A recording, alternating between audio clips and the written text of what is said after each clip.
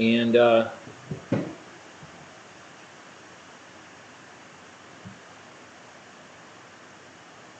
being censored? I don't know. It says there's 22 minutes. To go? Yeah. It says there's 2 people. It just popped up. We're okay. We're good. Oh, okay. I think it's going to start from the beginning. It just took a while to get on there. Oh, okay. Yeah. All right. Well, the way the internet in this area has been lately, and cell signal and everything going, it's Horrible. it's been awful. Yeah. Yeah. So here's the thing on your carry tip. Know what you are allowed and not allowed to do. We just had a Law Shield seminar last night. If you missed it, you could have got to talk to a real bona fide lawyer and ask him pretty much anything. We had a bunch of questions. We had some people there, and everybody had a good time. And it was free. For free. Yeah. Free education. So, you know, when that kind of stuff comes around, let everybody know and make it down there. So that's our carry tip for this week.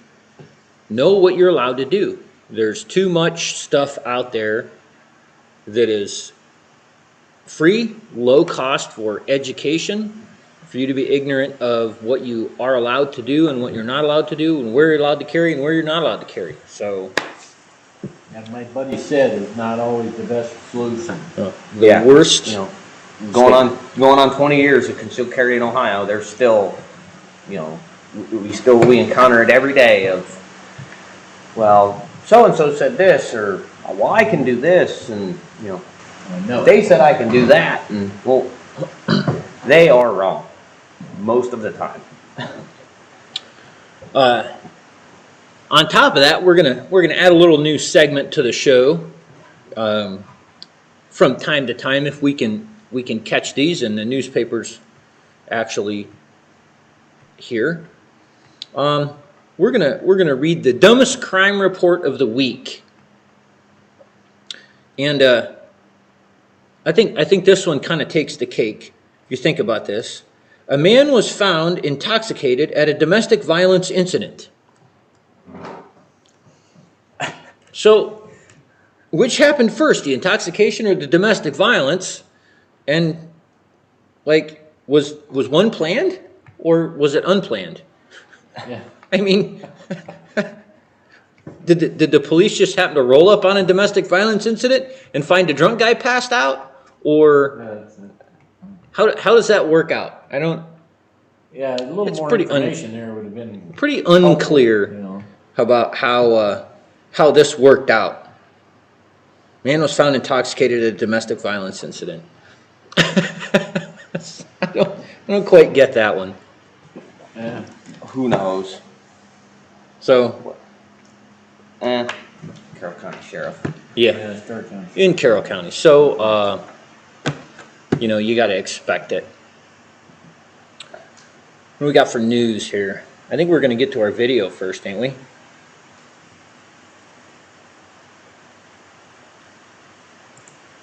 We need to get down here. And what? The video. It's just. We're going to get rid of ourselves here. I can't help but For a laugh second. at the video. All right. You may have seen this, and this popped up on my Facebook feed. Yeah, this is definitely the most pathetic stick-up ever. We're going to kind of go through this because there's some important points in the most pathetic stick-up ever.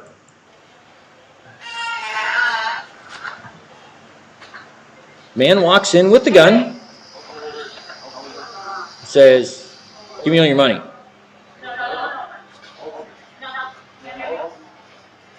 And then check out what happens next. He's getting rather aggravated.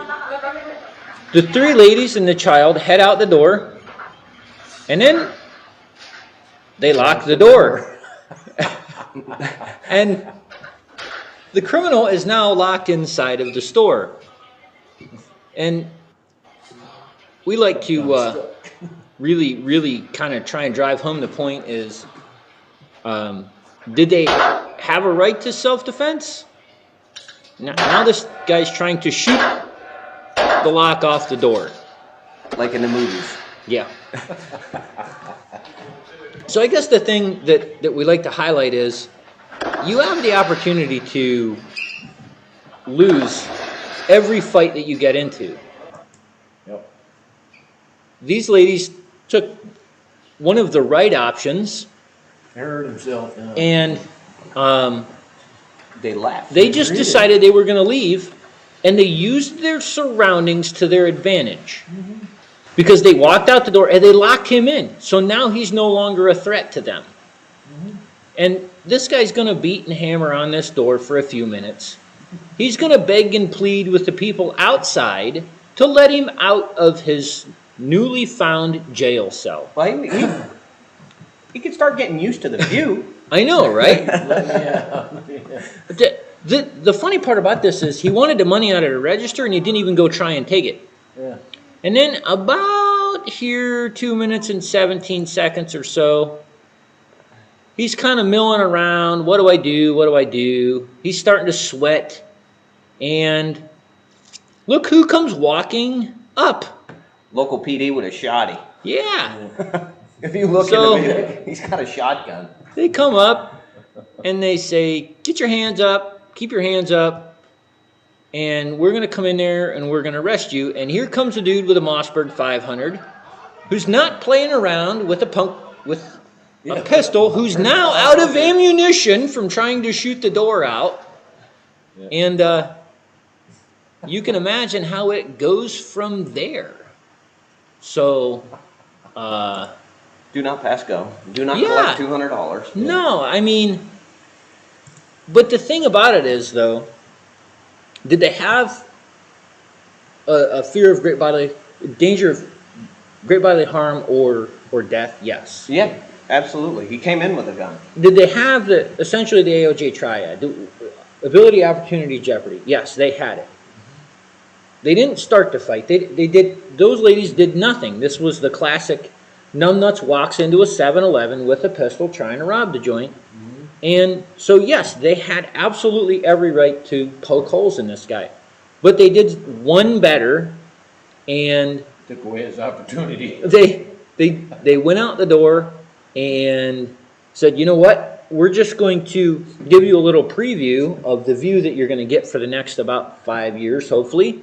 And left it at that and let the police handle it from there. Yeah, they didn't have to involve themselves in the fight. The employees didn't have to involve themselves in the fight. The mother with the young child didn't have to involve herself or the child in a fight.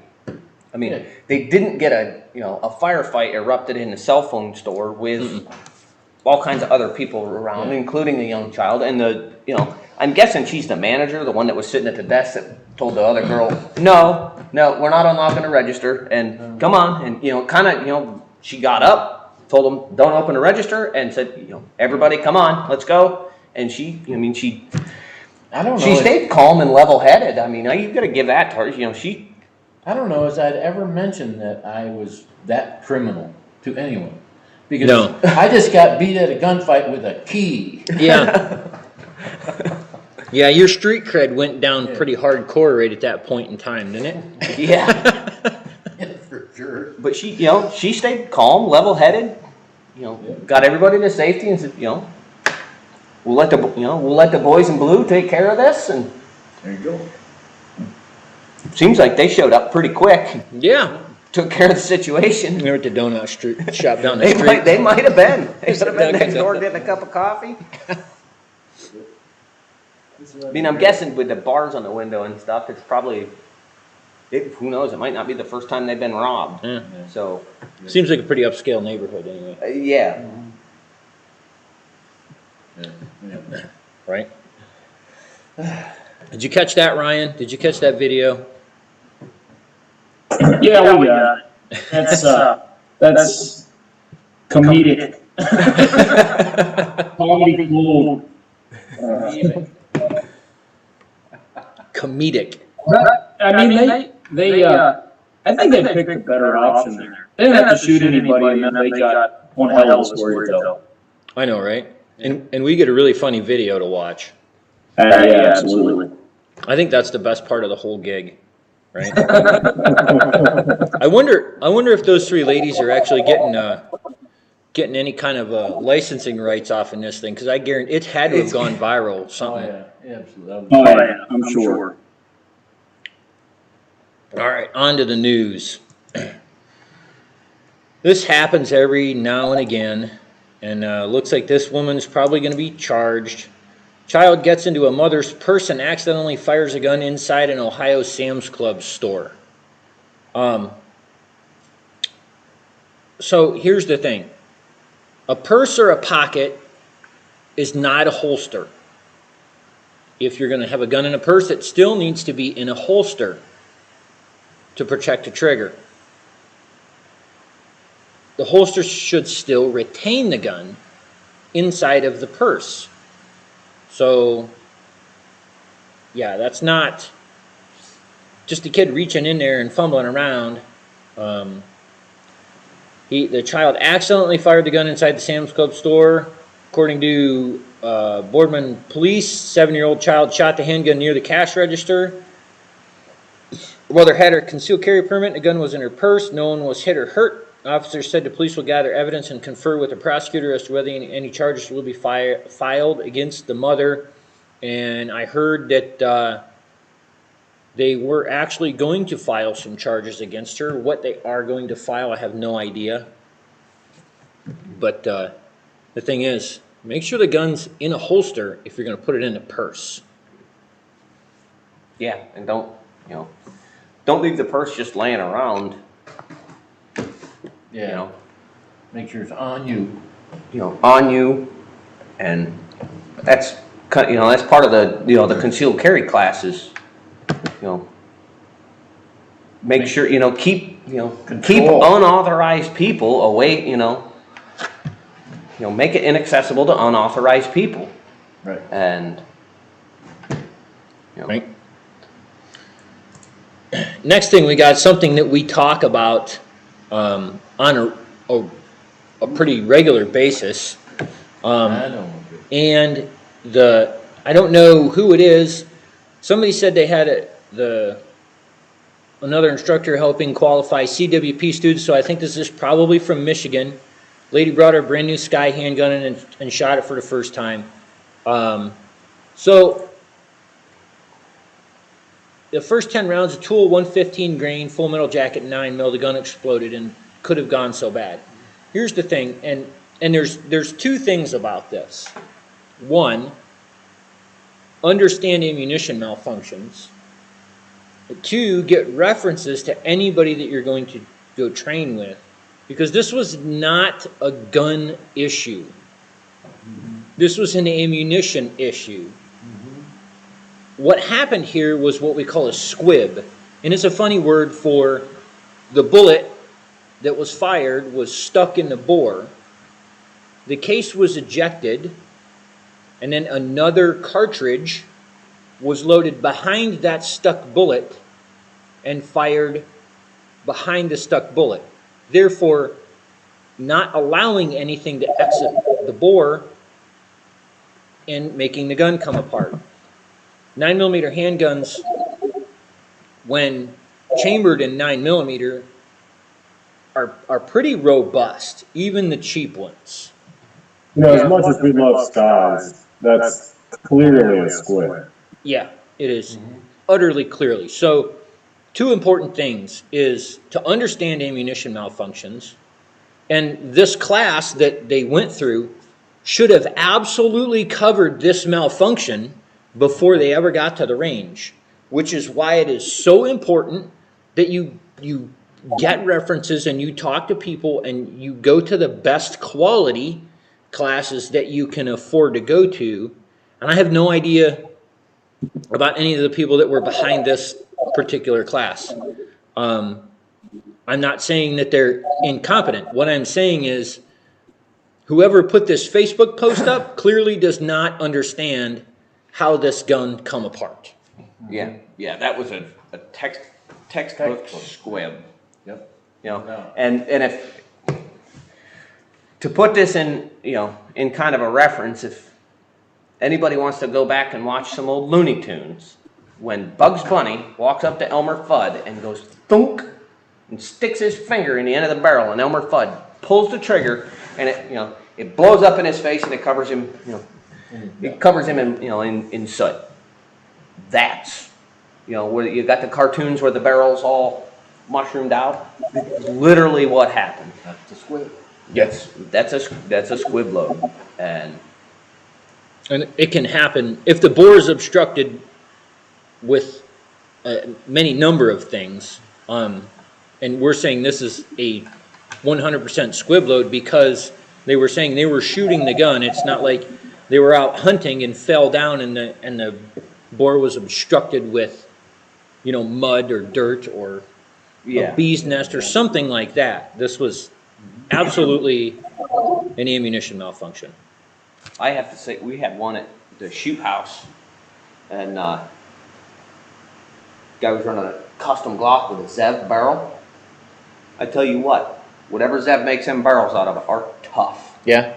He squibbed one out, and it was bulged like this, but Never came apart. they were able to get that Glock, get it apart. Another guy they know brought down a factory Glock barrel. He dumped it in it, put her back together, Anyway. finished the weekend. So, Hey, I know we're not promoting law. no, I was promoting Zev barrels.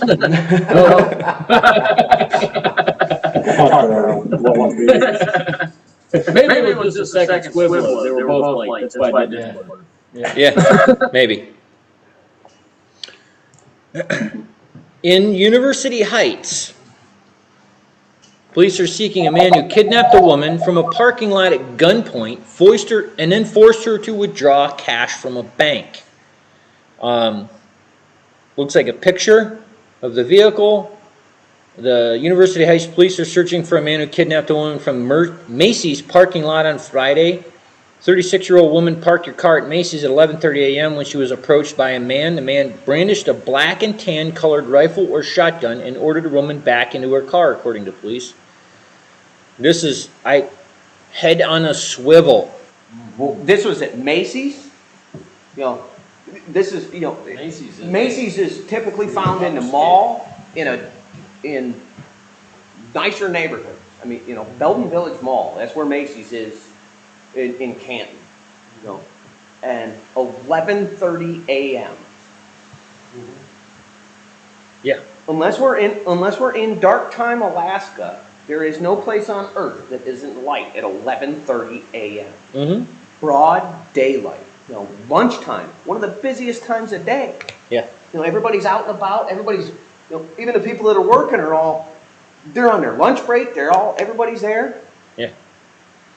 Well, police said the man forced the woman to drive to Huntington Bank and made a large cash withdrawal at the drive-thru, probably while he was going to Macy's, so that he would pick somebody with some money. Then made her drive to PNC. He then drove her car to a different part of the shop. He drove her to PNC, forced her out of the vehicle. The man then drove her car to a different part of the shopping center, where he left the vehicle and got into a dark-colored green SUV. Man's described by police as a black male, 5 feet 5 inches tall, with a heavy build. He was wearing a black face mask, green hooded sweatshirt, blue jeans, and black and white shoes. Well, that kind of narrows it down, doesn't it? That could be half of the state of Ohio, city of Cleveland. I mean, Yeah. you ain't got anything better than that. Yeah. And one of those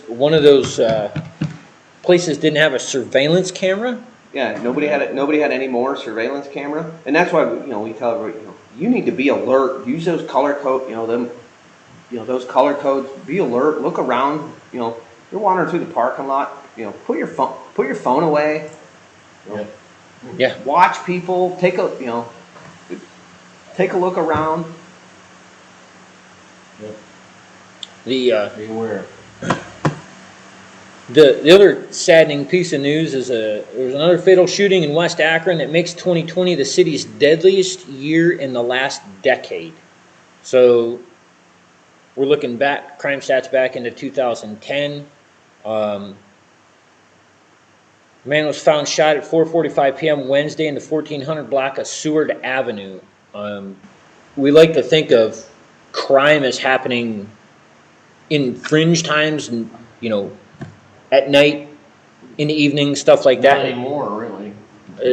11:30 and 4:45. Yeah. Still plenty of daylight. So officers were patrolling the area and heard several gunshots. Moments later, they found a man outside a duplex, unresponsive with gunshot wounds. He was taken to Cleveland Clinic. Akron General was pronounced dead at 5:20. Chief Investigator Gary Gunther said the man had yet to be identified. According to the Akron Police Department, this is the 41st murder of 2020. There were 33 in 2019 and 32 in 2018. The count surpasses a decade high 40 murders in 2017, which included 7 people killed in a single arson. So, hopefully we don't see a rise as a trend in violent crime in the area. I mean, they're that's like every week and a half, Yeah. And I think less than a week and Right. this Every 10 next days. article has got something to do with it, why we're seeing this kind of stuff. An officer with the Roland Police Department had to be airlifted to the hospital on the 17th of October following a vicious attack lodged against him when he tried to make an arrest during a disturbance call. The brutal beating was captured on video by bystanders who encouraged the suspect to continue attacking the officer. Roland Police Chief Hubert G. Graham identified the officer who was attacked on video as 27-year-old Michael Sale. The officer reportedly responding to a disturbance call when he encountered Jamel Alfonso Rogers. While it's not clear what Rogers was initially suspected of, at some point during a response, Officer Sale attempted to place Rogers in handcuffs. The video recorded by a bystander shows the suspect with a pair of handcuffs dangling from one of his wrists while he struggled with the officer. The entire video runs 11 minutes and shows the suspect constantly resisting arrest with intermittently throwing punches at Sale. During the physical altercation, Sale calls for help from bystanders filming the altercation. In response, the unidentified man instead mocks the officer, saying he has no intention of helping him out, and then goads the suspect into continuing to attack the officer. At one point, another onlooker pulled the suspect off Sale, which provoked the man recording to tell others not to get involved or help the officer. According to Graham, Sale was the only officer on duty that evening in a rural town about 50 miles south of Fayetteville, which is why backup hadn't arrived on scene as quickly as one might expect. At some point during the altercation, Sale lost his equipment, including his sidearm. The loss of the officer's gun during the assault was also mocked by the unidentified man who was recording. During the disturbing assault, a man recording brings the camera in for a close-up of the officer's face in the frames in which Officer Sale's face is most visible. Blood is seen pouring from his nose and mouth from under his right eye, which you see right there. EMS arrived on the scene slightly after 1 a.m. The officer was airlifted to UNC Medical. The extent of Sale's injuries is unclear at this time, but the airlift was appropriate, according to Chief Graham, as there is a suspicion the officer may have suffered a fracture around his eye. While the video is disturbing, Graham noted that its existence is valuable because it demonstrates the abuse to which many officers are being subject in the current anti-cop climate. This gets better, actually worse. I shouldn't say better, but there's more to this. Today's society is just how they think and operate. This is something that we as law enforcement have been telling the public for years. It's not shocking to us because we've been doing it for years. Aside from helping illustrate how dangerous policing is, Graham stated that the captured video will serve as evidence needed to convict Rogers. I'm thankful for the video because this pretty much proves my case for my officer. In regard to the suspect, he was later taken into custody and charged with a slew of serious offenses. According to Graham, Rogers was charged with assault with a deadly weapon with intentions to kill while inflicting serious injuries, kidnapping, and 2 counts of resisting public officer. Rogers is being held at the Robeson County Detention Center. Here's the thing about Officer Sale. This is not the first time Sale has been attacked on camera. In 2019, when he was with the Maxton Police Department, he was brutally assaulted on camera by a man outside of the Minute Shop in Maxton. In that instance, Sale was ordering a group of people gathering outside the convenience store to disperse when he was attacked by a man in the crowd. As in the recent attack, Sale was left bloodied and bruised from the assault last year. So, not only has this man taken a beating, he's taken two. Yeah. From utterly disrespectful people, and he's taken two beatings while being videotaped by someone who could have stopped it. Mm-hmm. You want to talk about feeling out like he's outside of society? Yeah. I cannot imagine. And persecuted. Oh, I know. Yeah. Right. I mean, that make, that's looks like he's straight up, persecution. Yeah, it does. No doubt.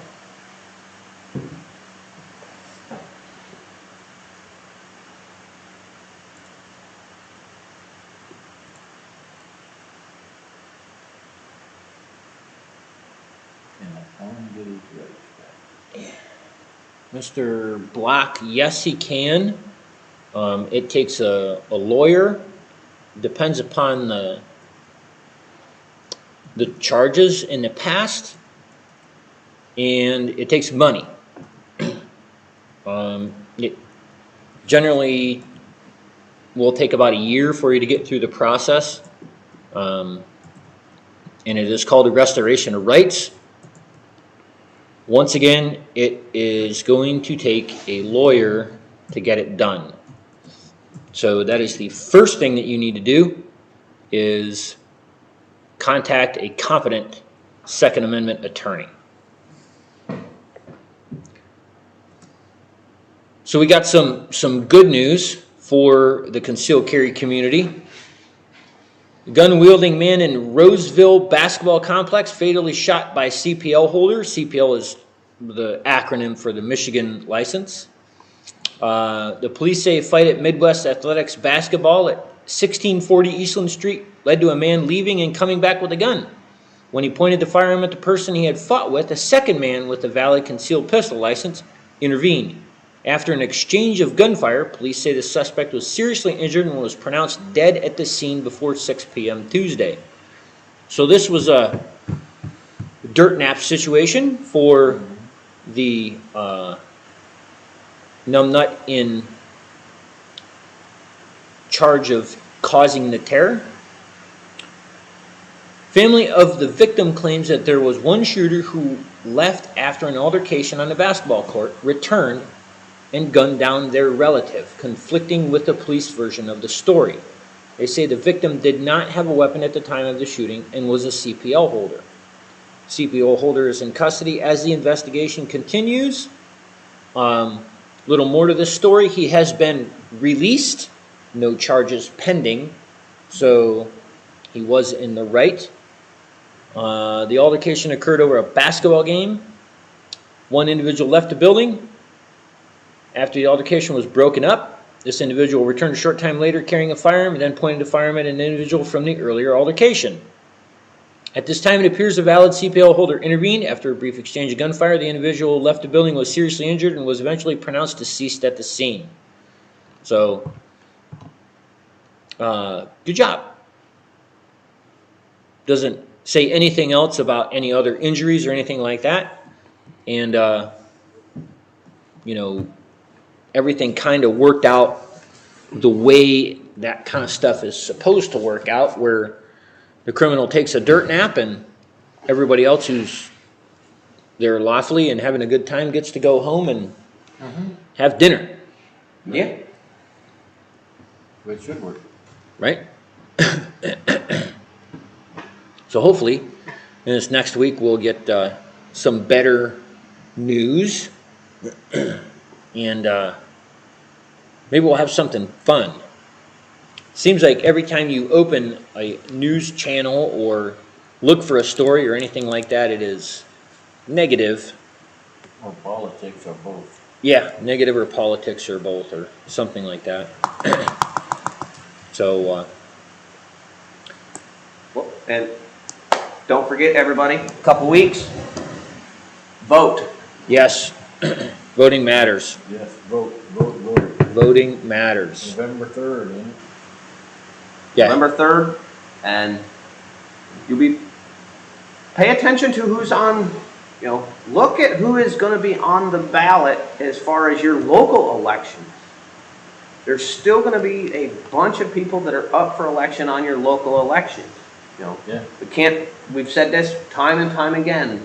Every November there is some sort of election, whether it's for the town you live in, the village you live in, the mayor and the councilman, your county, state, federal. There will be an election, and you need to get Involved. You need to get involved. You need to go vote and look at all the people and make informed decisions.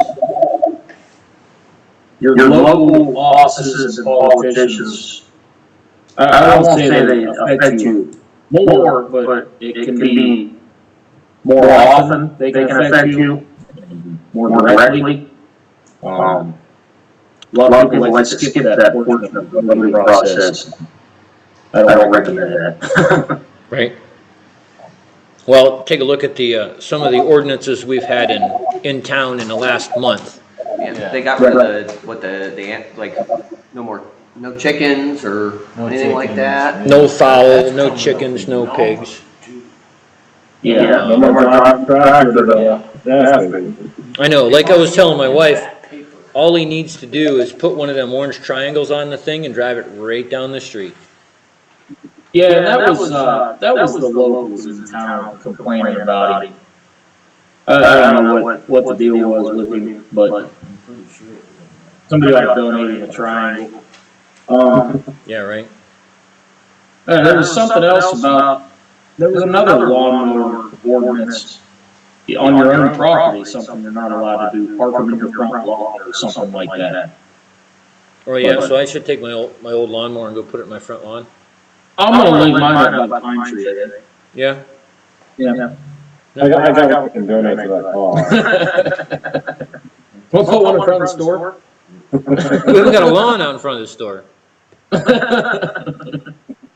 We don't have a lawn at all. Anyway, product of the week. What do we got for product of the week? Product of the week. We got Magpul wallets. Jed's been in a couple times. He ain't got one of these, I don't think. Huh? Jed's been in a couple times. No, he got one. Did he get one? Yeah, he was in Saturday and got one. Okay. What do you got? Several colors, right? Yep. These are just a bifold wallet. Corey and I have been carrying the minimalist one Yeah. for a year. Hey, I think Corey, you need to turn that credit card the other direction up so we can see what's. I